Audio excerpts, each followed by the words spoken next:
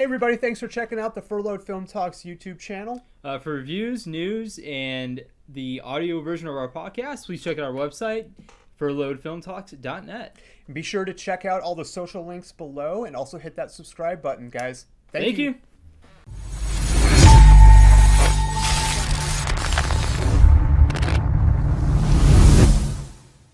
We just want to give a quick update. Wanted to congratulate Brian Morrison and Jon Hancock for winning the Best Documentary Feature at the deadCenter Film Festival for Bastards Road. Great movie, great cause. We will have the link to some of the different organizations that John mentioned. If you are able, definitely go and donate to them or just share their cause on different social medias for them. That would be awesome. We were watching it live. Yes, we as were. they announced the winner, and we jumped off our couches and were so excited. So congratulations to both of them and everyone involved in this film. Couldn't happen to better they people. weren't they didn't no one deserved it more than they did, for sure. So definitely congratulations to them. Thank you to the deadCenter Film Festival for involving us, and thank you to John and Brian for coming on and talking with us, and here they are. Yep. Awesome. So now we are going to talk about Bastards Road, a documentary film that is showing currently at the deadCenter Film Festival, but it was also the winner at Santa Barbara International Film Festival and also was selected for the Dallas International Film Festival. But we are now joined by the director, Brian Morrison. Thank you for joining us, man. Hey guys, thanks for having me. Yeah, so we were kind of talking about, all these different film festivals are kind of all over the place. Newport Beach might be doing, an in-person film festival in August. What's it been like with this virtual one? They've done it really well, I think.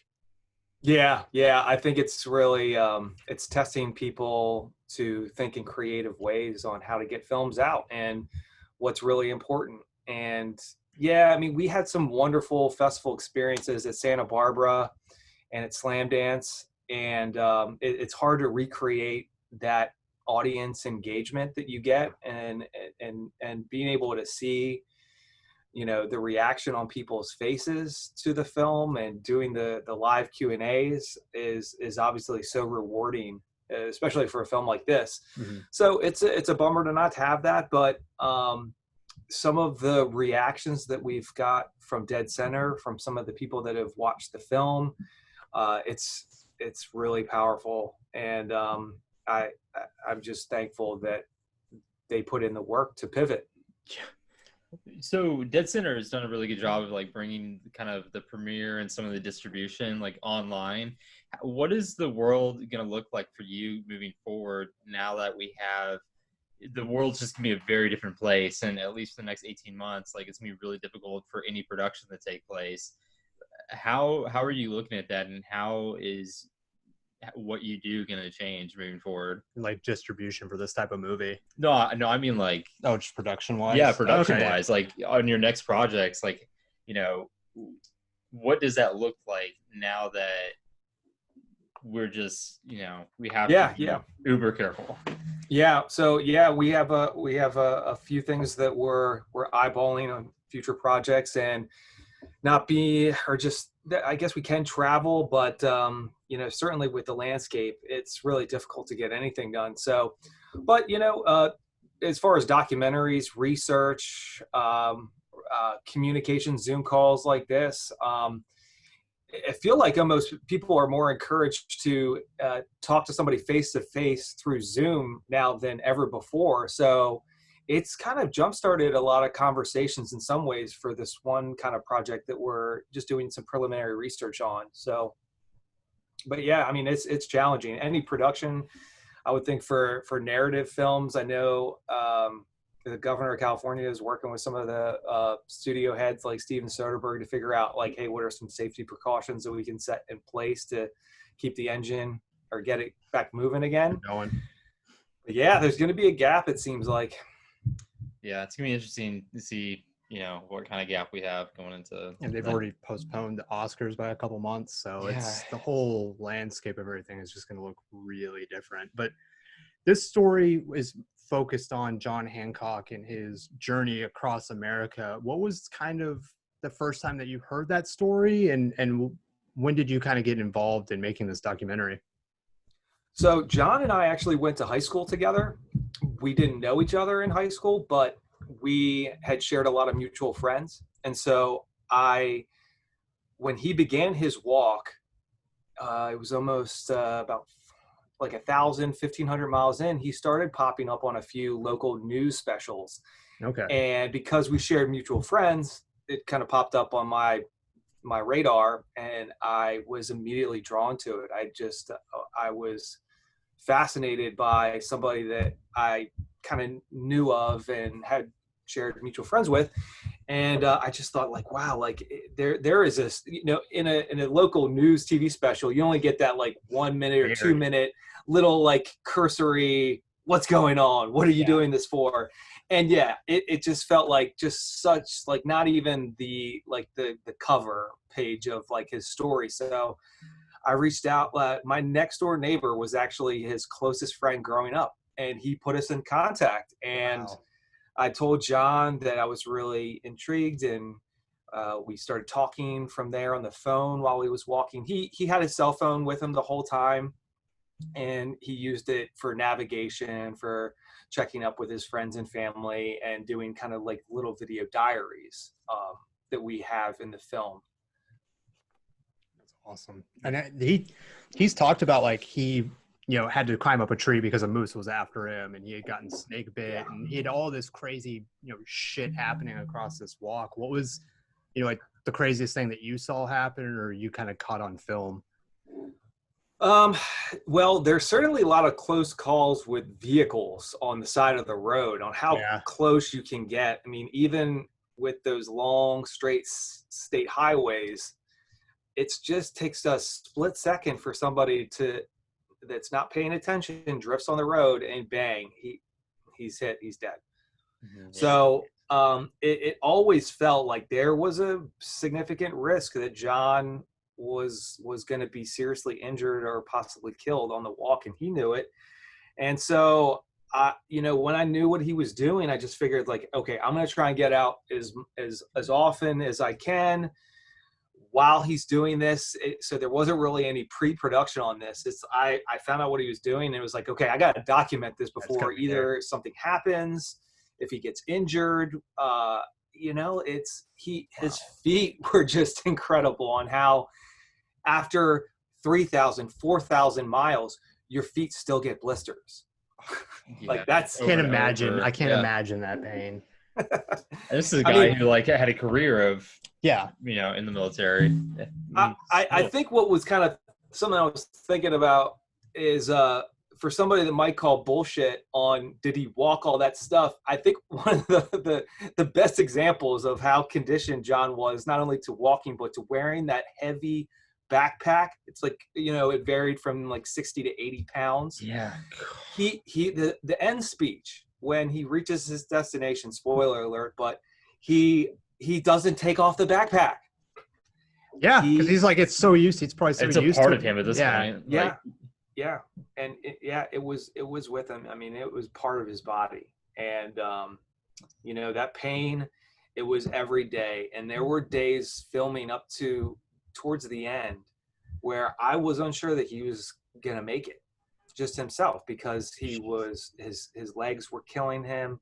I mean, it really was a testament of strength and of loyalty and commitment to see, have a goal in mind and to see it done.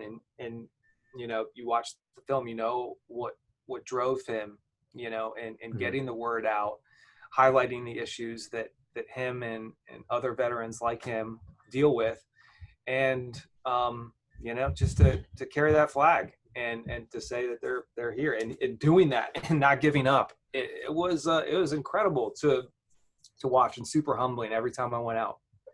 It seems like his like emotional journey was almost as hard as the physical journey itself, in reconnecting with all these people along the way. What was that like, just seeing, I don't know if you had a background in military, if your family or whatever, like seeing that just community maybe for the first time? What was that like? Well, that was kind of when things changed. My initial kind of inspiration, or things that I would think about before I actually started shooting, was John is working on the demons from war, the demons that he carries home, and he's doing it on the road, and he's exposing himself to nothing else except those thoughts and memories while he's walking, a very redundant day, over and over and over again. Those, like I said, like when you get to the Midwest, everything starts to look the same for a long time. It all does, yeah. And so the country, and so you're in your head and you're thinking and you're processing, and the courage to really open yourself up to things that, a lot of people, whether you're a veteran or not, trauma is something that's difficult to face down, and avoidance just creates more problems down the road. The more you stuff and bury things, the harder it is to deal with them later on. And Jon was out there pushing through those memories every day. And but I thought, in a way, and that's why I kind of use things like slow motion. I felt like you're just kind of trapped in a moment. Like each step is like this void into your past.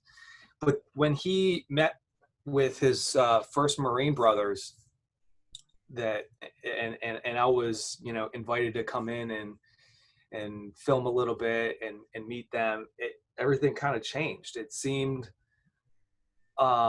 this whole different component of Jon's walk, the reunions, the reaching out, the reunions with these guys, the sharing of trauma, the sharing of grief, and what that looked like. It was beautiful, and that really changed things. And it was the love, the support, the brotherhood that they have for each other. It was inspiring, encouraging, and sometimes you just hear PTSD. It just gets jammed down your throats when you're thinking about veterans coming home from war. That's all it is. But there is so much resiliency and strength and courage in their world after they get home.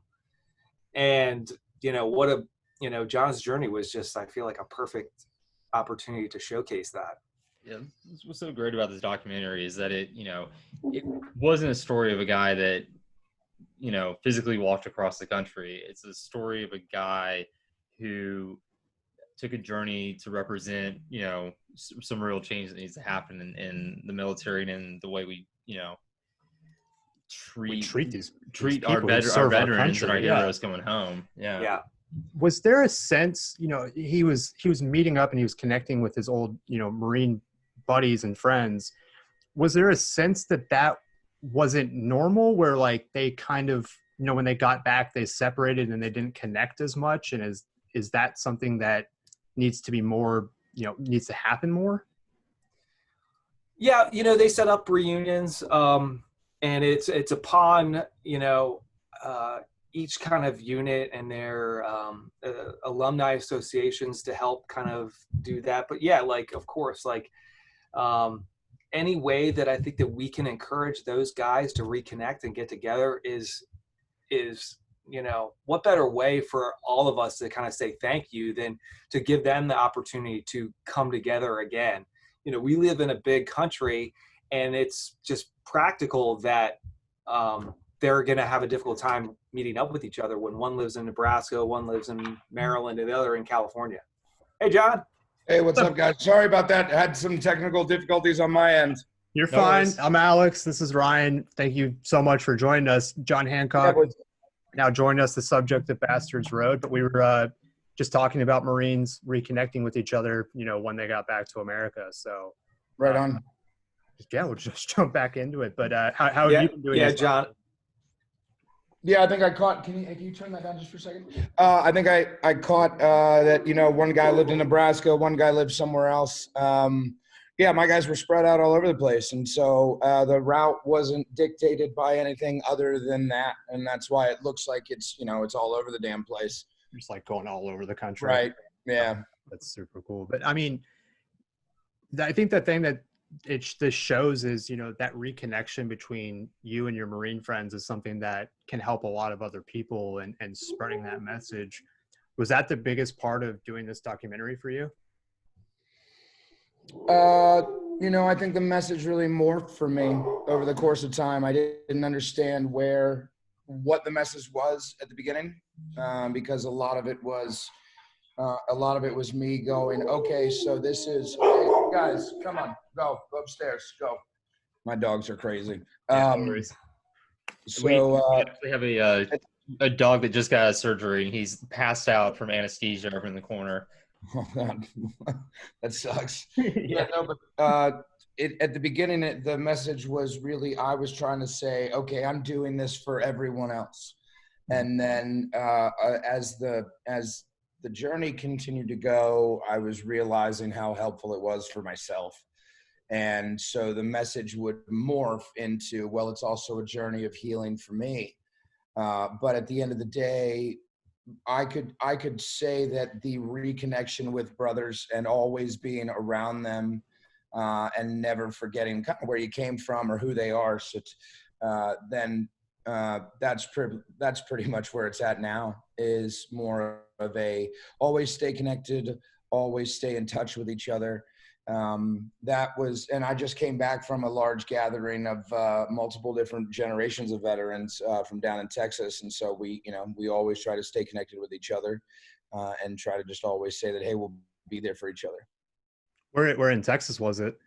Right outside of Austin, a little place called Burnett.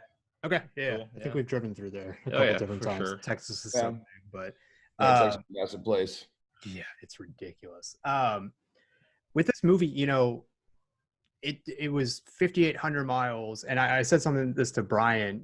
There were stories about you were being chased by mooses, and you got snake bites and all these different crazy stuff. What was kind of the craziest thing that happened to you in that 5,800 miles? I think getting treed by moose was probably up there.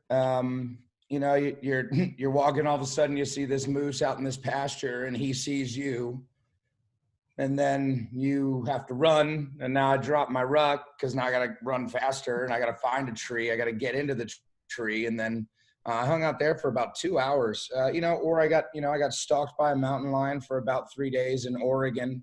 What? I woke up in the middle of the night just hearing some really weird noises. And I was like, all right, well, there's an animal outside. So let me make some noise, see if I can't scare it off.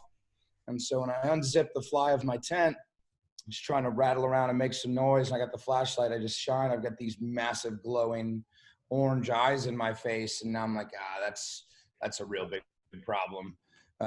So he was Big Tom. He stayed with me for about 49, 50 hours. So I didn't sleep that whole time. And I got up as soon as that happened. I packed my stuff up, always kind of, keep making noise, trying to keep an idea of where he was. And then I would just move, and every, 2 or 3 steps, just continue to turn around and try to find him in the dark. During the day, he would stay about, he'd probably stay about 150 meters away from me. But he'd constantly be, on a cliff, on a side, skirting me, or behind me. And so that was pretty scary. Did you have like a hunting experience and tracking experience? Is this something you were prepared for, or this? I'm sure in the Marines you definitely had. Right. I mean, yeah, we've dealt with wildlife, growing up through the Marine Corps, and I've dealt with wildlife growing up, just moving all over the world. Never been a true hunter or tracker, but I knew enough of the basics to try to keep myself safe. Some of it worked, and most of it worked because I'm here. Yeah, you got there. Right. But some of it was a little stupid, I guess. Talking to a couple of hunters later about what I was doing with that mountain lion, they were like, yeah, that was probably pretty wrong, buddy. So it's like, all right, well, I mean, I'm still here though. So luck or all was in my favor that time. Wow. That's crazy, man. Yeah. There's a lot of different issues or different parts of this discussion of veterans and PTSD. And this movie shines that light of saying that this is a discussion that we need to have. To begin that discussion, how do we reform and how do we help, veterans the most and in the way that helps them the most? Well, I think that answer is twofold, right? And I think first we have to look at the VA as a broken institution.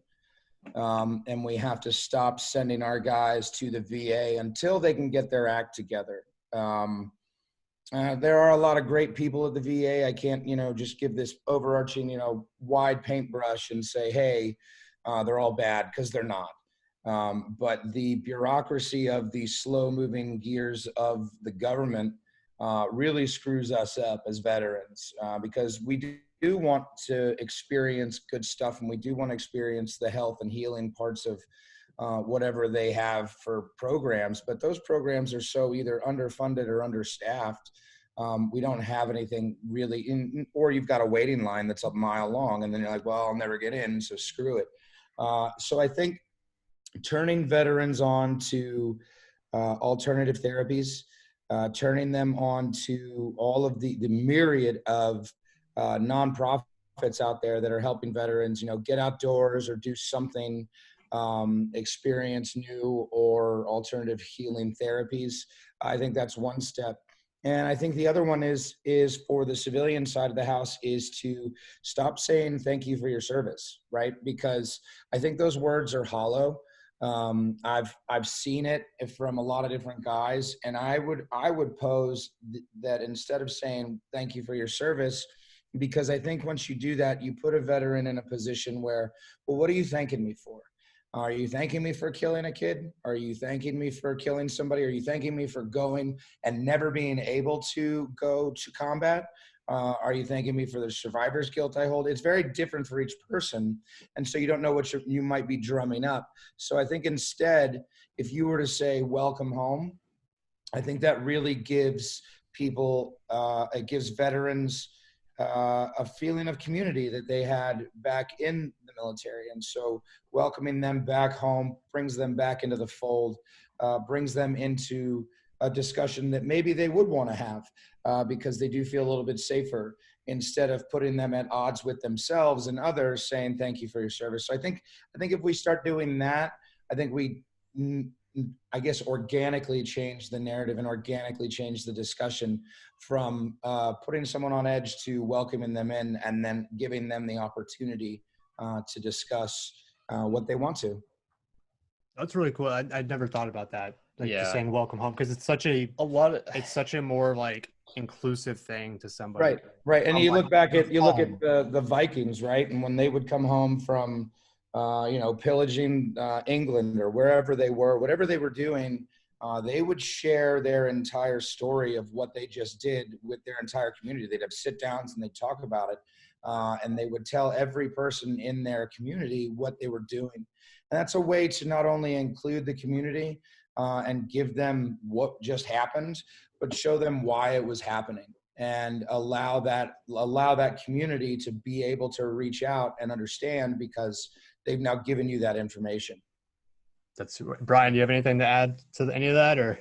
Yeah, I mean, being able to express those things, to share those stories. I mean, I think it's critically important to understand what our men and women have done, and to have a look. It's also about us understanding and us learning, and so they have to share for us to hear. So it's sometimes, I think, for a civilian, there's when you're hearing some things that maybe you don't understand, there's maybe an anxiety of like, what do I say to that? What he just shared some very just mind-blowing things for me. I don't know what to say, and he's struggling. It's like, well, you don't have to say anything, I think. Yeah. And sometimes the open ear is all you need to be. And so you can just remove that anxiety, push it aside, and just listen. And I think that's probably what I would say. Yeah. And I think the reason that a lot of veterans don't do that is because just like anybody else wouldn't do that, a rape victim, a sexual trauma victim, I think the reason that they don't do that in some realm or form or fashion is because of the fear of judgment. And because once you are absolutely open and vulnerable, you now lend yourself to being, judged or made fun of or whatever it is.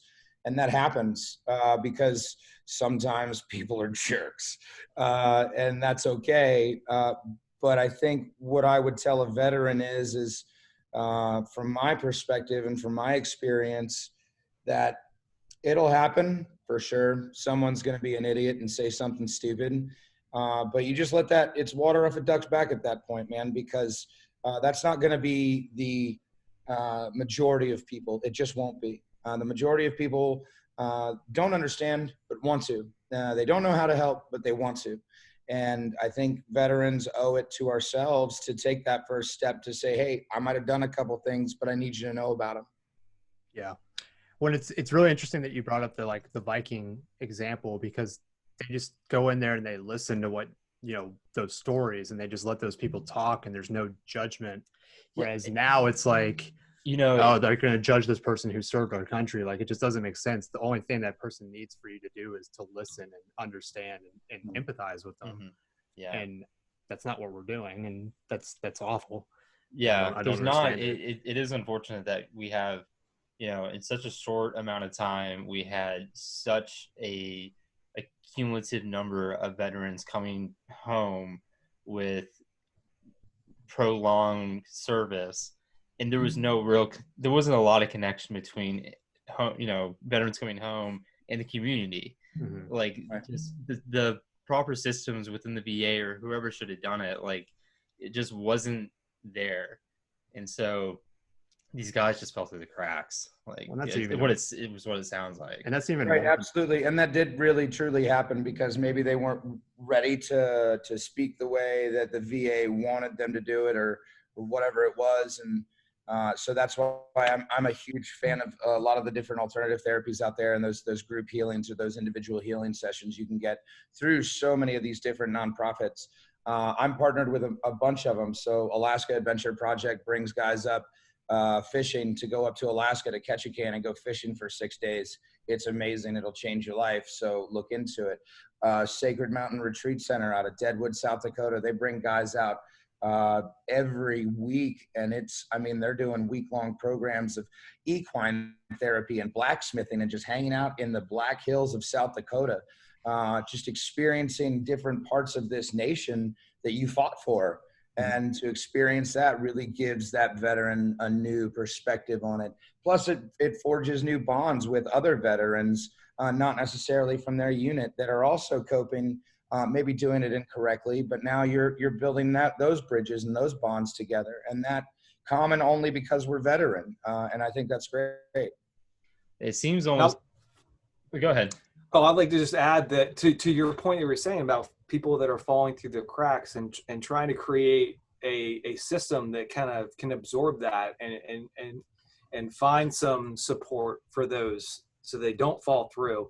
And that's why I think this film is so important, because you've seen John and a lot of his Marine brothers step up and in a very courageous way to be filmed and allow themselves to put themselves out there with this film as a first step of like that. They've made a big first step to kind of reveal a lot of their life and what they're dealing with to the world. And for us to listen and to hear them out, I feel like that's the context, right? Yeah. You just heard from these really brave and courageous people to put themselves in front of a camera and with all the anxiety that comes along with just that. And so now we have that context so that hopefully we can show that to some people and say like, okay, like, maybe this is a helpful tool, and just getting that context to start a conversation if you're trying to help. Yeah. So I think it would be neat to see going forward, maybe in the small communities around the United States, and even the large cities, it's fine too. But, I'd like to see maybe, and I don't know if it's a religious thing. I don't know if it's a community YMCA thing. I don't know what that looks like, but I'd love to see, hey, not necessarily like welcome home celebrations, but more of like, hey, come on in, and let's sit in a little circle and maybe you guys just talk to each other, and let's just have those all over the country and let's see what that looks like. That's exactly what I was about to say. Like, it almost sounds like all you need to do for these guys is like get them together in a room and allow them to have a conversation amongst themselves about everything they've gone through and are going through currently, right? Like, yeah. I have experience in recovery with AA and whatnot, and like it sounds so familiar that like all it is a shared story and a shared experience that these guys need to get off their chest, and like that alone could be so much. And like you're exactly right. In small communities or big cities, it could be as simple as like, a company saying, hey, you can have our boardroom for one night a week. Come in and bring like, your 30 guys, sit around a table and do your thing. And I think you can trust a group of veterans to come into your office and be, responsible with it. Like there's just these little small solutions that can happen across the country that, this documentary will shine a light on it, and then enough people will come to it and say like, yeah, there's stuff we can be doing right now. And it's great that you guys did this. And I think even like community leaders could kind of organize those to where it's like, hey, let's have these veterans who have just gotten home. Let's welcome them. Let's, make them feel like they're a part of the community again, instead of just saying like, oh yeah, they're home now. Like just greeting them at the airport. Like that's just such a small thing. Like invite them to something. There should be something in every county, every city, everywhere. I'm gonna look into that, because that's just something you could do at anywhere in your city. And the neat thing about that is once you do that, then you can start to, as those guys get more comfortable with talking, you could start opening it up to the public, and then your civilian side of the house gets to see what they talk about, and so that becomes a shared experience. I don't know what that looks like. I don't know how many veterans you have that are willing to do it, but I venture to say that after whenever this damn thing gets out into the mainstream and it's allowed to be seen by everyone, I think we're going to have some really good conversations, and I think things are going to change a little bit. And that's been my hope from jump. That's been Brian's hope from jump. And I'm just hoping that the rest of the world kind of sees it and we get on it. Well, what does distribution kind of look like for this, Brian? What's, the future of this kind of looking like whenever you finish up with the film festival circuit? Yeah, theater opportunities are certainly compromised right now. So everybody's kind of scrambling right now, and things are different. So we have some film festivals coming up. We'll do those, but we're very much determined, and I think we will be fine in releasing the film this year for sure. And you can totally expect us to roll out a lot of marketing and publicity to get the word out that we're finally available. It feels like we've been trying to push this out forever, but we're at the finish line, so we're excited to finally get the film out. Well, we're excited too. Is that a Darth Vader shirt, John? Oh yeah, brother. Here you go. Check this guy out. That's awesome. Okay. Where do we get that? It's from a company called Zero Foxtrot. Oh yeah, okay. Zero Foxtrot. It's not like we're recording this, but right. No, that's super sick. Are you a huge fan? I got a huge Boba Fett skull too. Yeah, it's awesome. Dude. Oh, that's sick. You excited for Mandalorian? I know. I can't wait for the second season, dude. I have lost my mind watching that. Yeah, I haven't even seen, I'm waiting till tonight because I wanted to put it on the big screen, but I wanted to see the new trailer for the new Star Wars that's coming out, and I'm like, oh, this is the game. Yeah. Yeah, no. I haven't watched it yet because the reveal was yesterday, and there's a new game. Yeah, so they announced. Is it for PS5 or is it just like? I think it's on all platforms. I think it's a new Star Wars video game of some sort. Huh. It looks like I saw like a snippet of it, and I was like, oh, I can't watch this yet. Yeah, you gotta have that on the TV for sure. Right, I gotta put it on the TV. No, man, Star Wars is so awesome, and then they did Mandalorian so right. I cannot. Oh, they did too. Well, I mean, my first memory. Well, I guess like my second memory, but my first memory of a movie I watched was Empire. So when I was a kid, yeah. So I saw Empire first, and I was like, oh, Darth Vader is amazing. Nothing is better than this, right? Yeah. No, I can remember when we were kids, right before was it Revenge of the Sith came out? Yeah, we had a tormented childhood where we were like PBS only until age like 15. Oh, bummer. And finally we were like released from hell, and we got the VHSs of the first 3 movies. Yeah. And we were just like, this is the coolest thing ever. Right. Now they're completely obsolete of VHS. Like we can't play it anywhere. So. I know. But no. Yeah, Star Wars. Brian, are you a Star Wars fan? Oh yeah. Yeah, you could probably see the. Oh shit! Yeah. Okay. Yeah, yeah. We're in the Nice. same company. Yeah, yeah. Mandalorian was great. That last episode that Taika Waititi did with Right. and you get the glimpse of the dark saber at the end. I hope those guys stay on board. Have you guys been Yes, watching yeah. What We Do in the Shadows? His FX show. No, I have been Oh. watching the show. Shit is hilarious. If you like Taika's stuff, he's Yeah. Yeah. so great. He's hilarious. It's hilarious. It's Yeah. one of the most like wild shows, but they always wrap it up in a way that just it's hilarious. You have the to really entire pay show. attention because there's like really certain like really quick Yeah. comedic points that Yeah. you have to catch. It's like classic Taika. It's so funny. They got renewed for a third season, so Nice. I love the movie. Yeah. it's hilarious. And no, but hey, Cool. we'll just have to do some time where we all talk movies and Star Wars whenever Mandalorian comes out. Yeah.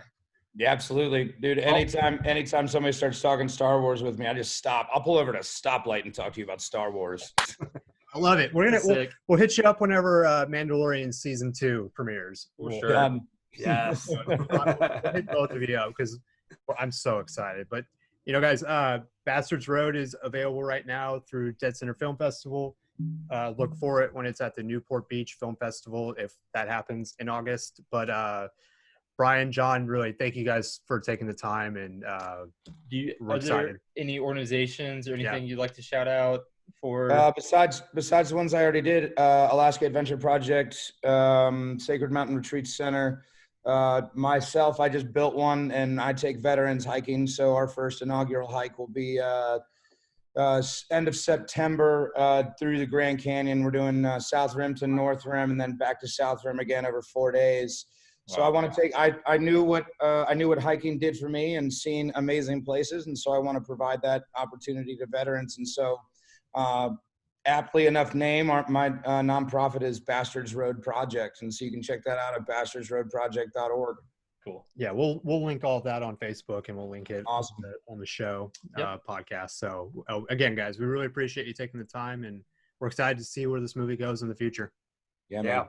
Thanks so much for having and thanks Yeah, for chatting. cheers, boys. Thanks so much for having me. We'll See you talk guys. Star Wars soon. Easy Yep. day. May the Thank force you. be with you. May the force be with you all. You as well. Later. Yeah.